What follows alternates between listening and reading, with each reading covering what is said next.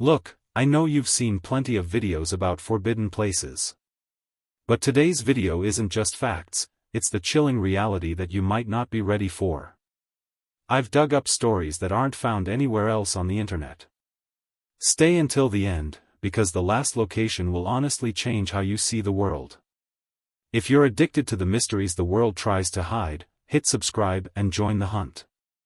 1 Area 51, Nevada, USA.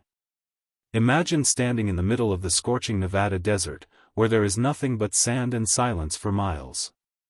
But behind this silence hides the world's biggest secret. I'm talking about Area 51. It's not just a military base, it's a place that makes your mind flood with strange and terrifying questions the moment you hear its name. People say there are aliens there, but the truth might be much darker and deeper than that. As you approach the perimeter, the first thing you notice isn't a building, but the warning signs that clearly state, if you take one more step, security forces have the right to open fire. There is a strange heaviness in the air there. When you talk to the former workers, men who are now old, you can see a haunting fear in their eyes. They tell stories of being put on special flights every day where the windows were covered with thick curtains so they couldn't see where they were going. They had to lie to their own families for decades. Just think about it, what kind of project requires a human being to completely erase their identity? This isn't a movie, this was the real-life struggle of the people who were part of this forbidden zone. At night, when the desert temperature drops, people living near Area 51 report seeing bizarre, dancing lights in the sky. These lights vanish instantly and then reappear out of nowhere. Some say these are just stealth planes being hidden from the world, but others believe that the laws of physics simply don't apply there. The security is so intense that the guards, known as Camo dudes, sit on top of distant hills for hours, watching you through binoculars. They never speak, they just stare. And that silence is the most terrifying part of all. But the biggest question remains, why is the government hiding this place so desperately? If there are only normal planes inside, why the need for security that rivals a nuclear vault? Since the 1950s, every passing year makes the mystery deeper. People go there trying to get a glimpse inside, but many never return, or they end up with massive fines and a lifetime of being followed. Area 51 is not just a story, it is a secret beating in the heart of America that may never fully come to light. And perhaps, we shouldn't even want to know the truth, because some doors are better left closed. But this is only the beginning. After Area 51, there is another place in America that holds massive amounts of gold, but the ones guarding it aren't just humans, it's something else entirely. Are you ready to learn about the place where even a bird isn't allowed to fly? 2 North Brother Island, New York. Imagine being in the middle of New York City, the loudest place on earth, but then you take a small boat just a few hundred yards away and suddenly, the silence hits you like a wall. That is North Brother Island.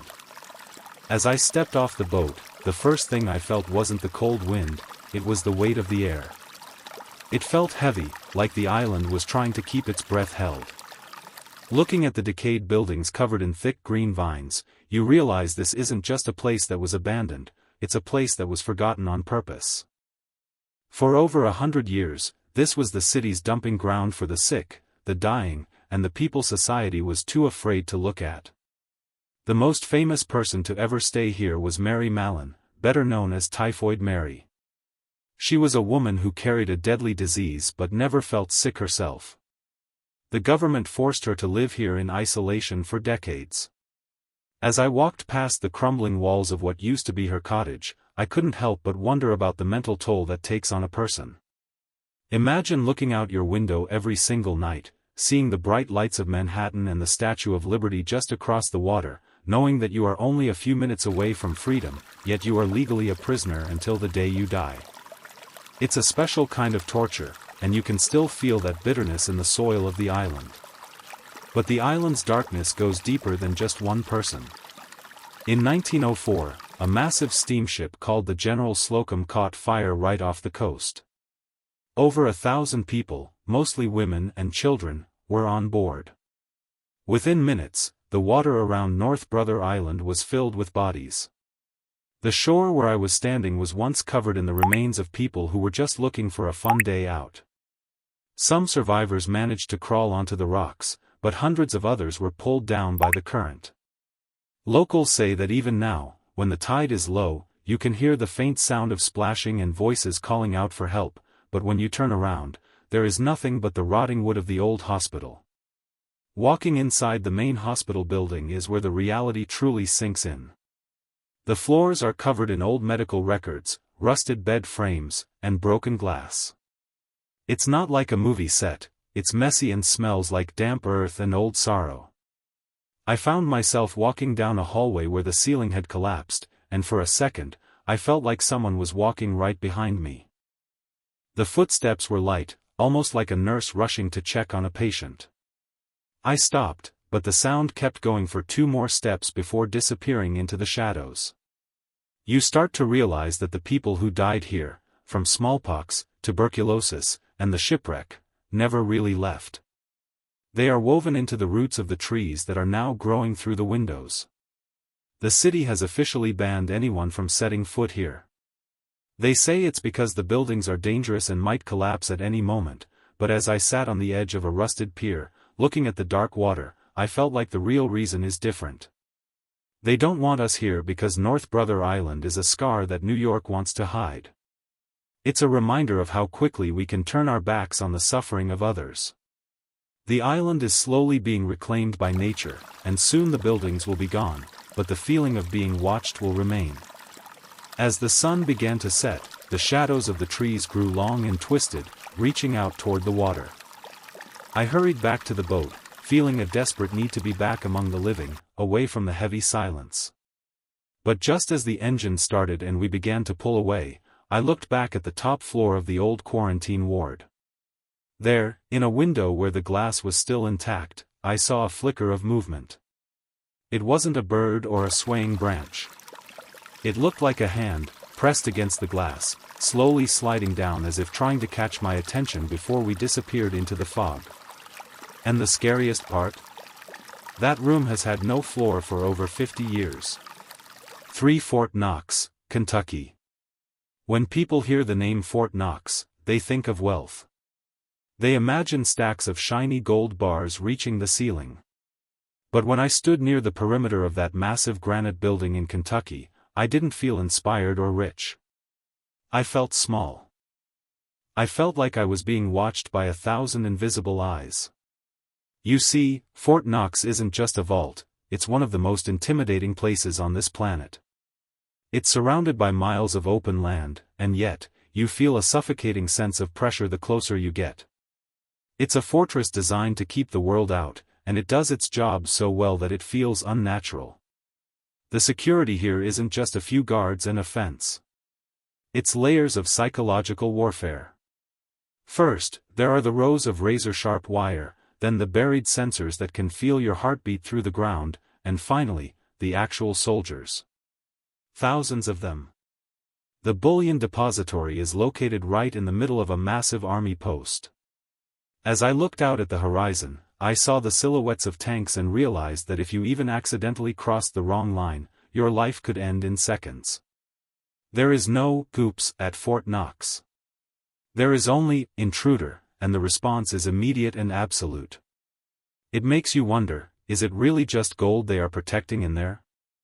In 1974, a group of journalists and politicians were actually allowed inside for a brief moment to prove the gold was still there.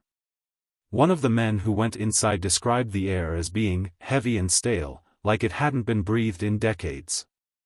He talked about the main door, a 20-ton slab of steel and concrete that is so perfectly balanced a child could move it, yet it is impervious to explosives. But the real chill comes from the rumors of what lies beneath the gold. Some former workers have whispered about a secondary level, a place where the air feels even colder and the security is even tighter. They say that during the Cold War, the government kept more than just bars of metal there. They kept secrets that were deemed too dangerous for the American public to ever know. The most unsettling thing about Fort Knox is the silence. You would expect a place with so many soldiers and machines to be noisy, but it's the opposite. The area around the vault is eerily quiet. It's a silence that rings in your ears. I remember looking up at one of the guard towers, the sun reflecting off the bulletproof glass, and I couldn't see a person inside. But I knew someone was there, staring back at me through a sniper scope, waiting for me to make a mistake. It's a feeling of being hunted without being chased. Your mind starts to play tricks on you. You start to think you see movement in the shadows of the granite walls, or you hear the faint sound of heavy machinery grinding deep underground where no machines should be. The vault has survived world wars, economic collapses, and decades of conspiracy theories. No one has ever successfully broken in, and honestly, no one has even come close. But the mystery isn't about how to get in, it's about what is actually happening behind those 20-ton doors right now. The government claims everything is fine, but they haven't done a full, public audit of the gold in over 50 years. Why the secrecy? Why the level of security that could stop a full-scale invasion just to protect some yellow metal? As I finally drove away, leaving the fortress in my rearview mirror, I felt a sense of relief to be back on a normal road. But then I noticed something strange. A black SUV had pulled out from a hidden side road and was following me, keeping a perfect distance. It followed me for 10 miles, never turning, never passing. Just as I was about to pull over, the SUV suddenly sped up, pulled alongside me, and for a split second, I saw the driver. He wasn't wearing a military uniform. He was wearing a biohazard suit, and he didn't look at me, he looked at a small, ticking device on his dashboard that was glowing bright red. For Mount Weather, Virginia. Deep in the Blue Ridge Mountains of Virginia, there is a place that shouldn't exist. When you drive through the quiet, winding roads of the countryside, everything looks peaceful, but as you approach the summit of a specific mountain, the air changes. You start to see heavy, black fences and armed guards who don't look like regular police. This is Mount Weather. It's a massive underground city carved directly into the rock, designed to hold the leaders of the United States if a nuclear war or a global catastrophe ever happens. But standing there, looking at those cold, gray gates, I didn't feel safe. I felt like I was looking at the graveyard of the old world. The locals in the nearby towns have stories that make your skin crawl. They talk about the shadow government. They say that for decades, while we lived our normal lives, thousands of people were working deep underground in a facility that has its own hospitals, its own laws, and even its own fire department. I remember talking to an old man at a gas station nearby who used to do maintenance work near the perimeter. He told me that sometimes, late at night, you can feel the ground vibrate.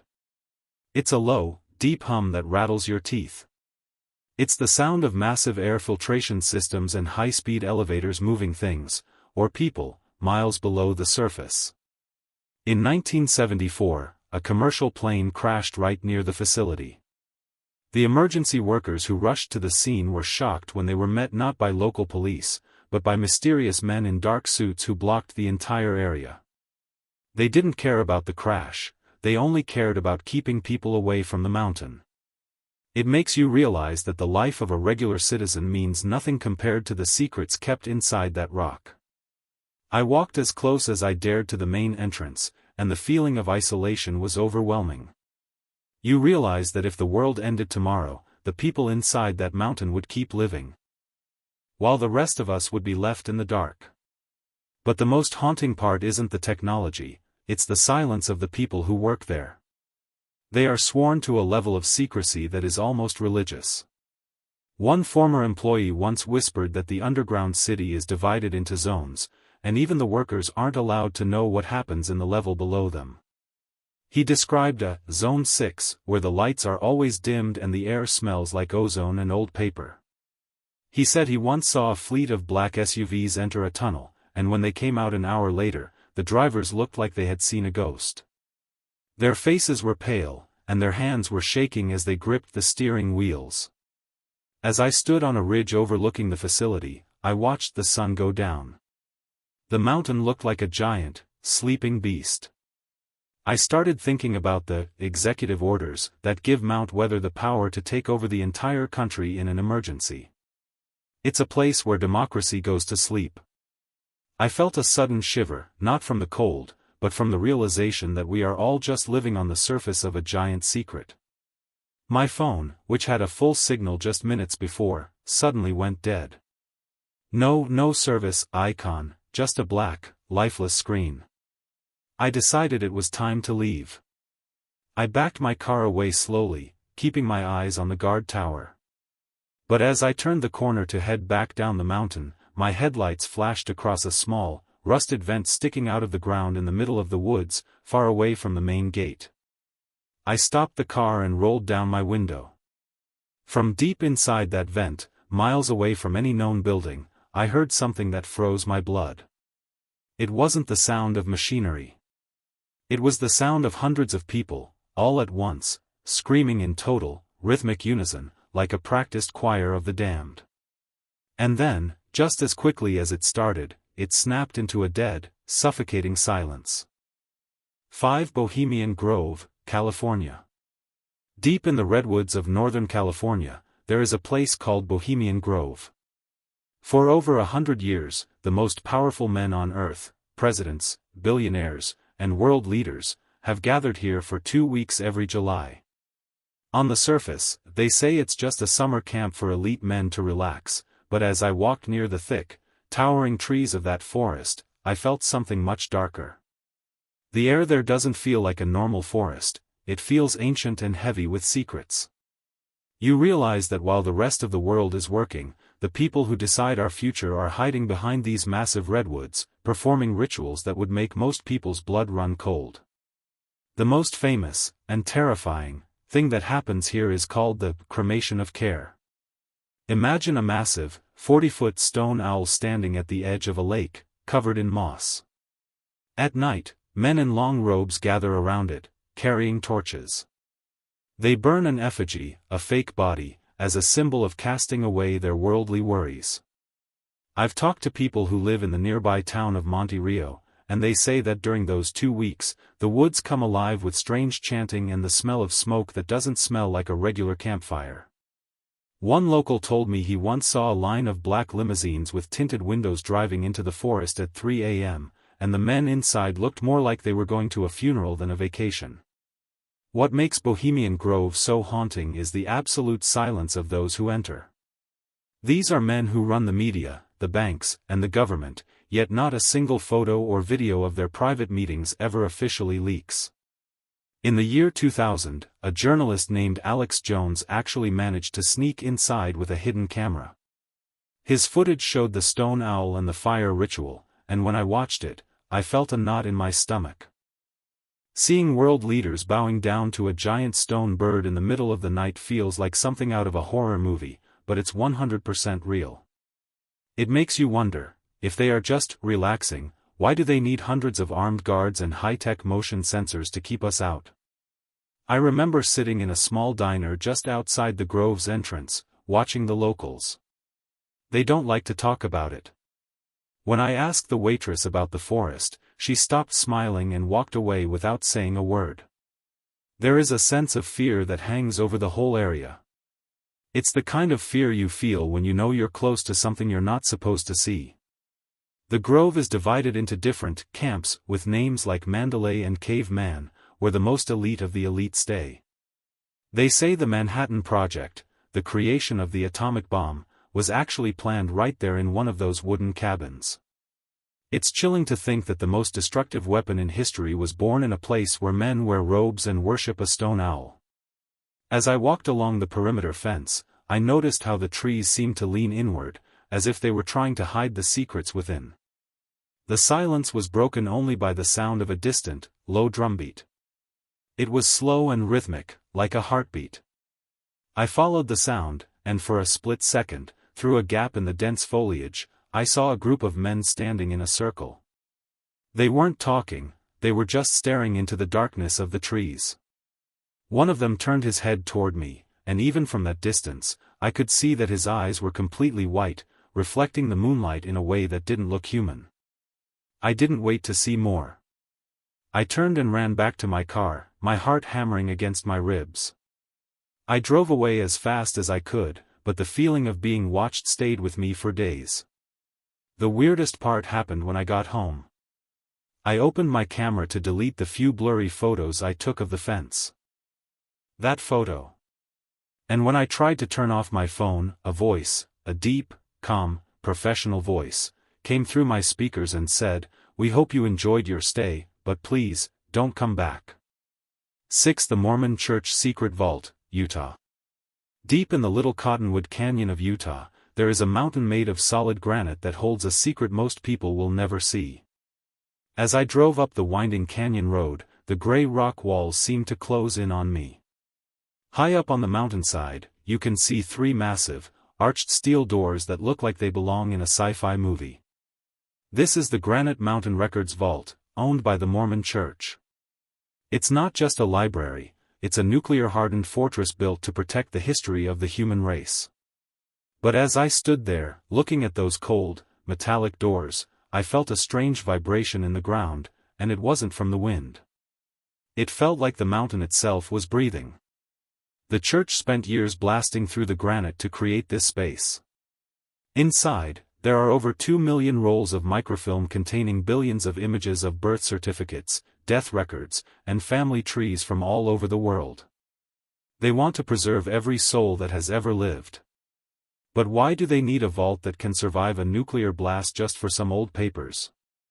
I've heard stories from hikers who wandered too close to the perimeter. They say that the security isn't just cameras, it's the people. Guards in plain clothes appear out of nowhere, watching you from the rocks with an intensity that makes your heart race.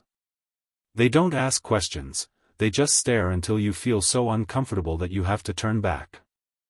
I remember talking to a man who worked on the construction of the climate control systems inside the vault. He told me that once you pass through those steel doors, the temperature stays exactly the same, year-round. But he also said that the silence inside is heavy. It's the kind of silence that makes you hear your own pulse in your ears. He described rows upon rows of steel cabinets that stretch into the darkness. He once had to work late into the night, and he swore he heard the sound of thousands of pages turning at once, even though he was the only living soul in that section. It's as if the billions of names stored there aren't just data, but spirits waiting to be remembered. The mystery deepens when you think about what else might be in there. While the church says it's just for records, some former members whisper about special rooms deeper in the mountain where the air is even colder. They say these rooms hold artifacts and documents that could change the way we see history, things the public is not ready to know. I walked along the base of the mountain, feeling the rough texture of the stone, and realized that this mountain is a giant memory bank. But the more I thought about it, the more it felt like a prison for the dead. We give our information to the world, but the Mormon Church locks it inside a mountain and throws away the key. What really unsettled me was the way the canyon reflects sound. As the sun began to hide behind the peaks, the shadows grew long and jagged. I heard a faint, high-pitched ringing sound coming from the direction of the vault doors. It wasn't mechanical. It sounded like a collective whisper, thousands of voices layered on top of each other, humming a melody that felt ancient and sad. I looked up at the security cameras, and for a second, the red light on one of them flickered and turned green. The massive steel door groaned, just an inch. And a gust of freezing air blew out from the crack, carrying the smell of old dust and something metallic, like blood. I didn't stay to see if it would open further. I scrambled back to my car, my hands shaking so much I could barely get the key into the ignition. As I sped down the canyon, I looked into my rearview mirror and saw a single figure standing in front of the massive vault doors. It was a man in a dark suit, perfectly still, watching me leave. But the strange part was that even though it was nearly dark, he didn't have a shadow. When I got home and tried to look up the GPS coordinates of where I had been, my computer screen started scrolling through names, thousands of names, at a speed I couldn't stop. They were names of my own ancestors, and at the very bottom of the list, in bold red letters, was my own name, with tomorrow's date next to it. 7 Johnston Atoll, Pacific Ocean. There is a tiny dot in the middle of the vast Pacific Ocean called Johnston Atoll, and it is a place that truly terrifies me. It is thousands of miles away from any major city, surrounded by nothing but deep, dark blue water. When I first saw the satellite images of this place, it looked like a broken runway floating on the surface of the sea. But as I read the real stories of what happened there, I realized this isn't just an island, it's a scar on the planet. For decades, the U.S. military used this isolated spot to test nuclear bombs and destroy chemical weapons like sarin gas and Agent Orange.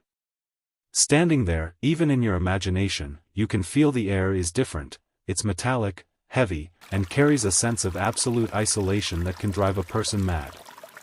The soldiers who were stationed there in the past talk about the atoll fever. It wasn't a real sickness, but a mental one. Imagine being trapped on a piece of land so small you can walk across it in 20 minutes, with no trees, no escape, and the knowledge that you are surrounded by thousands of tons of deadly chemicals.